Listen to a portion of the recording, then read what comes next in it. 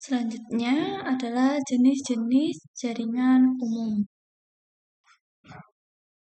Yang pertama, jaringan berbagai ukuran. Jaringan hadir dalam berbagai ukuran, mulai dari jaringan sederhana yang terdiri dari 2 komputer hingga jaringan yang menghubungkan jutaan perangkat. Jaringan rumah sederhana memungkinkan Anda berbagai sumber seperti printer, dokumen, gambar, dan musik di antara berbagai perangkat akhir lokal.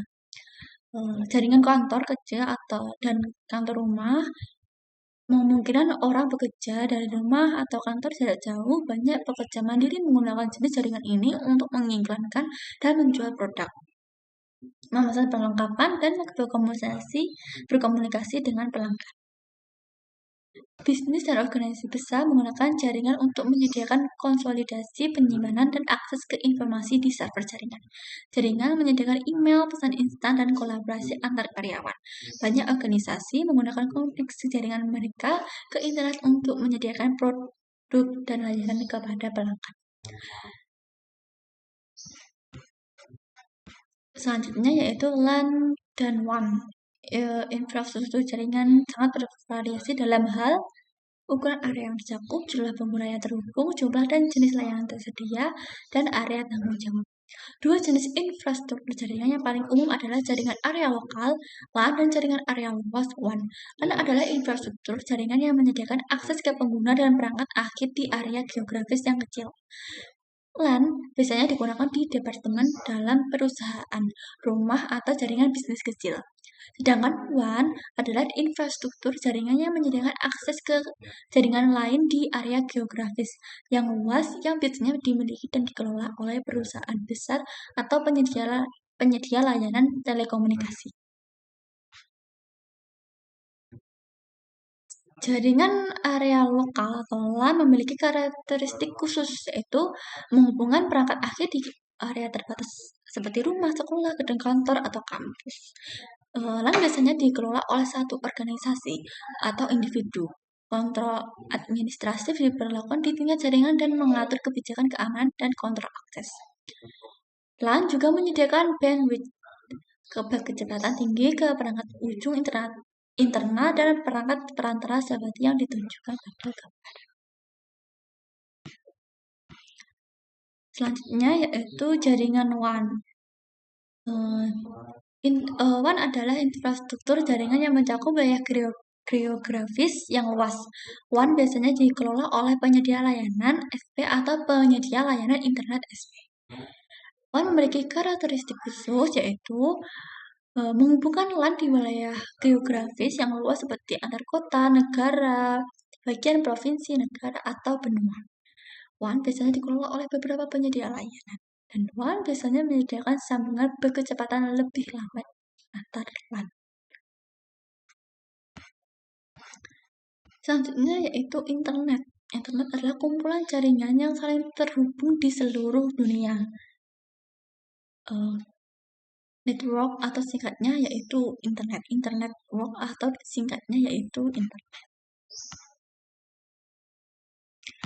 Selanjutnya adalah internet dan extranet. Ada dua istilah yang mirip dengan istilah internet. Internet dan extranet. Internet adalah istilah yang sering digunakan untuk merujuk pada koneksi private, LAN dan WAN, milik ke suatu organisasi. Internet dirancang agar hanya dapat diakses oleh anggota organisasi, karyawan, atau orang lain yang memiliki otorisasi.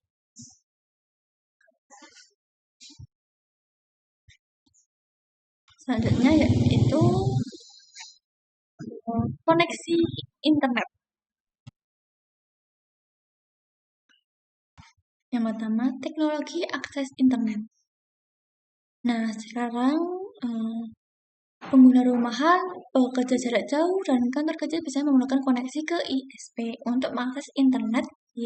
Pilihan koneksi sangat bervariasi antara ISP dan lokasi geografis. Namun, pilihan yang populer meliputi kabel pita lebar, jalur pelanggan digital, pita lebar, atau DSL, one nirkabel, dan layanan seluler.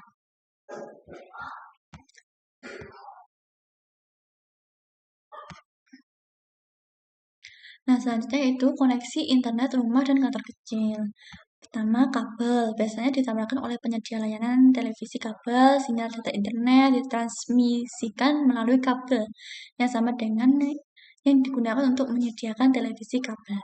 Kabel ini menyediakan bandwidth tinggi, ketersediaan tinggi, dan koneksi internet yang selalu aktif. Selanjutnya yaitu DSL, Digital Subscriber Lines, juga menyediakan bandwidth tinggi, ketersediaan tinggi, dan koneksi internet yang selalu aktif. DSL berjalan melalui saluran telepon. Selanjutnya seluler, akses internet seluler menggunakan jaringan telepon seluler untuk terhubung dimanapun bisa mendapatkan sinyal seluler.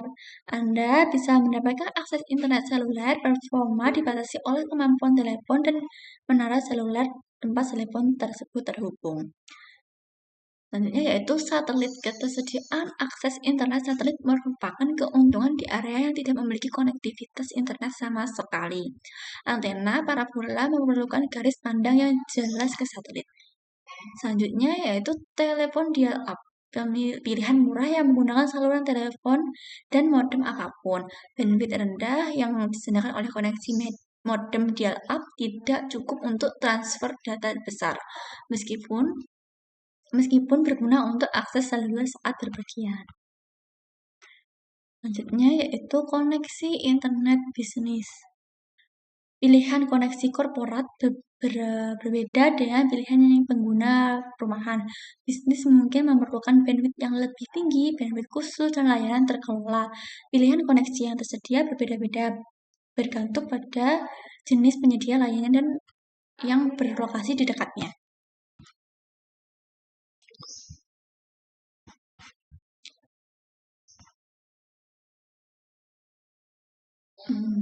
Selanjutnya yaitu jaringan konvergen. Jaringan terpisah tradisional. Jaringan terpisah ini tidak dapat saling berkomunikasi. Setiap jaringan menggunakan teknologi yang berbeda untuk menyalurkan sinyal komunikasi. Setiap jaringan memiliki seperangkat aturan dan standarnya sendiri untuk memastikan keberhasilan komunikasi. Yang kedua yaitu jaringan konvergen. Saat ini, jaringan data, telepon, dan video yang terpisah saling menyatu.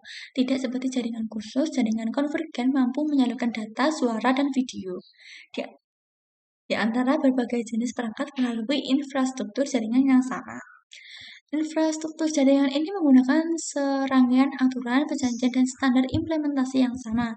Jaringan data konvergen membawa berbagai layanan pada satu jaringan.